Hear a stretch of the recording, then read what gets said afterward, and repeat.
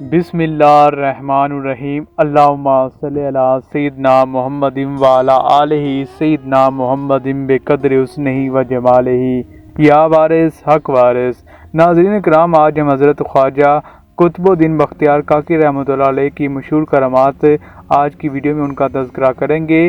کتاب حوالہ ہے اولیاء کرام کی کرامات۔ حضرت خواجہ قطب الدین بختیار کاکی رحمۃ اللہ علیہ کی زندگی نہایت ہی تنگ دستی کی تھی، مگر گھر میں اکثر فاقہ رہتا تھا۔ آپ کو کسی سے نذرانہ قبول کرنے کی عادت نہ تھی، اپنا بیشتر وقت اللہ تعالیٰ کی عبادت اور ریاضت میں گزارتے تھے۔ آپ کے پڑوس میں ایک پرچون فروش تھا جس سے آپ قرض لے لیا کرتے تھے۔ ایک دن اس پرچون فروش کی بیوی نے آپ کی اہلیہ کو طعنہ دیا کہ اگر ہم لوگ تمہارے پڑوس میں نہ ہوتے تو تم لوگ بھوک سے مر جاتے۔ اس عورت کی یہ بات آپ کی اہلیہ کو بہت ناگوار گزری اور اس بات کا ذکر آپ سے کیا۔ اس پر آپ نے فرمایا، آئندہ سے قرض نہ لیا کرو، اور میں بھی عہد کرتا ہوں کہ آئندہ اس سے قرض نہ لوں گا۔ جب ضرورت ہو ہمارے حجرے کے طاق میں ہاتھ ڈال کر پکی ہوئی روٹی لے لیا کریں اور اس کو اپنی ضرورت کے مطابق صرف کریں، اور جسے چاہیں اس کو بھی اس میں سے دے دیں۔ چنانچہ اس عہد کے بعد اللہ تعالیٰ کے فضل سے ہر روز ایک روٹی اس طاق میں سے مل جاتی جو آپ کے گھر بھر کے لیے کافی ہوتی۔ اس روٹی کو کاک کہا جاتا ہے اور اسی مناسبت سے آپ کے نام کے ساتھ کاکی کا لقب موجود ہے۔ سیر الاولیاء میں لکھا گیا ہے کہ ایک دن اسی پرچون فروش نے اپنے دل میں یہ خیال کیا کہ شاید کوئی ایسی بات ہوگی ہے جس کے باعث حضرت قطب الدین بختیار کاکی رحمۃ اللہ علیہ نے قرض لینا چھوڑ دیا ہے۔ چنانچہ اس نے اپنی بیوی کو صورتحال معلوم کرنے کی غرض سے آپ کے گھر بھیجا۔ اس کی بیوی نے آپ کی اہلیہ سے باتوں باتوں میں ہی معلوم کر لیا کہ اصل واقعہ کیا ہے۔ چنانچہ جب آپ کی اہلیہ نے پرچون فروش کی بیوی سے یہ بات بیان کر دی کہ پردہ غیب سے روٹی میسر ہو جاتی ہے، تو وہ پھر روٹی ملنا بند ہو گئی۔ آپ نے اپنی اہلیہ سے پوچھا کہ کیا تم نے روٹی کے ملنے کا واقعہ کسی کو بتایا ہے؟ تو آپ کی اہلیہ نے کہا، ہاں، میں نے یہ بات پرچون فروش کی بیوی کو بتائی تھی۔ سیرت الاولیاء کتاب میں لکھا گیا ہے کہ ایک شخص نے حضرت سلطان المشائخ سے دریافت کیا کہ حضرت خواجہ قطب الدین بختیار کاکی رحمۃ اللہ علیہ کو کاکی کس وجہ سے کہتے ہیں؟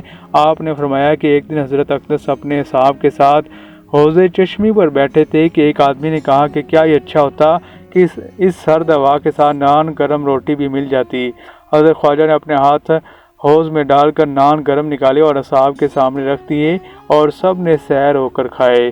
اسی روز سے آپ کو لوگ کاکی کہنے لگے۔ اس کتاب میں یہ بھی لکھا کہ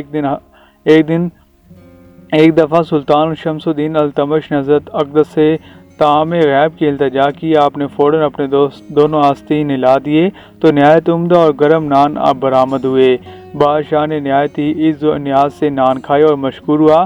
اسی وجہ سے حضرت خواجہ بختیار الدین کاکی کو کاکی کے لقب سے پہچانا جاتا ہے، جس سے آپ کی یہ کرامات واضح ہوتی ہے، جس میں لوگوں کو گرم نان اور روٹیاں آپ دیا کرتے تھے۔ آپ کی مشہور کرامت لوگوں میں مشہور ہے۔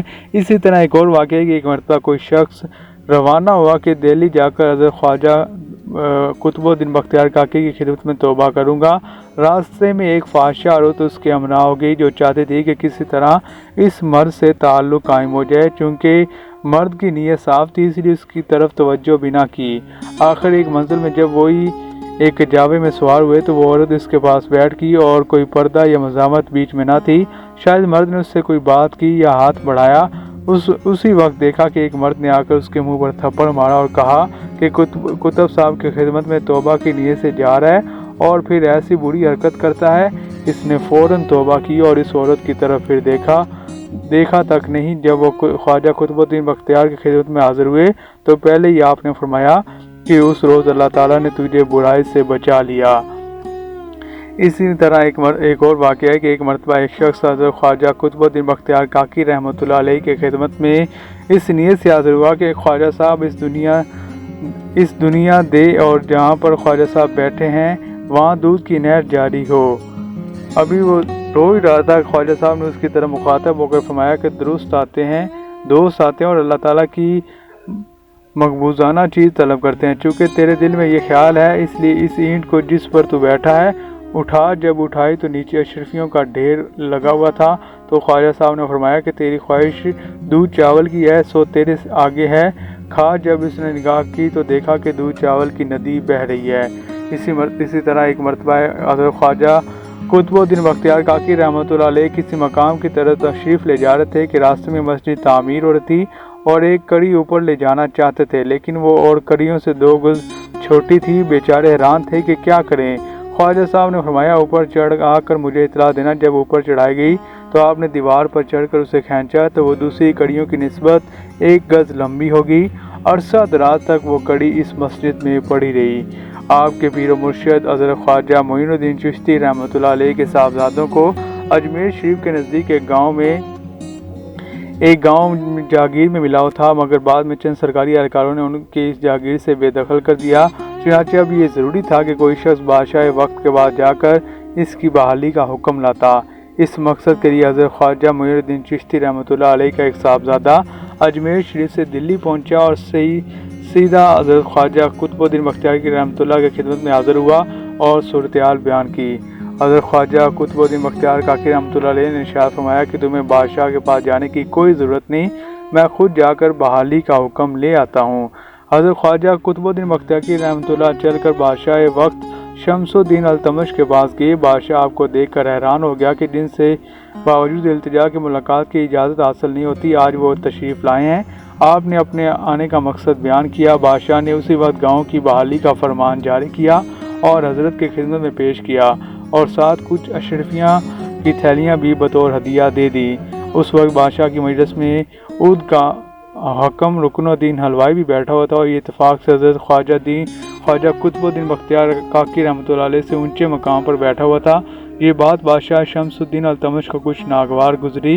रुकनुद्दीन हज़रत साहब से ऊंचे मकाम पर बैठे, लेकिन बादशाह खामोश रहा। हज़रत ख्वाजा कुतुबुद्दीन बख्तियार काकी रहमतुल्लाह अलैह ने नूर बासनी से सुल्तान अल्तमश की इस नागवारी को मालूम कर लिया और इरशाद फरमाया कि जब हलवा और काक यानी रोटी मौजूद हो तो हलवा काक के ऊपर ही होता है। अगर हलवाई काकी से ऊपर बैठ गया तो इससे कुछ नहीं हुआ। तो नाज़रीन कराम, औलिया कराम की मालूमाती वीडियोज़ हम आप तक पहुँचाते हैं। ये मालूमात दूसरों तक भी पहुँचाएँ और सिलसिला वारसी ऑफिशियल को सब्सक्राइब करें। अस्सलाम वालेकुम व्यूअर्स, मज़ीद मालूमाती वीडियोज़ के लिए सिलसिला वारसी ऑफिशियल को सब्सक्राइब, लाइक और कमेंट करना मत भूलिए।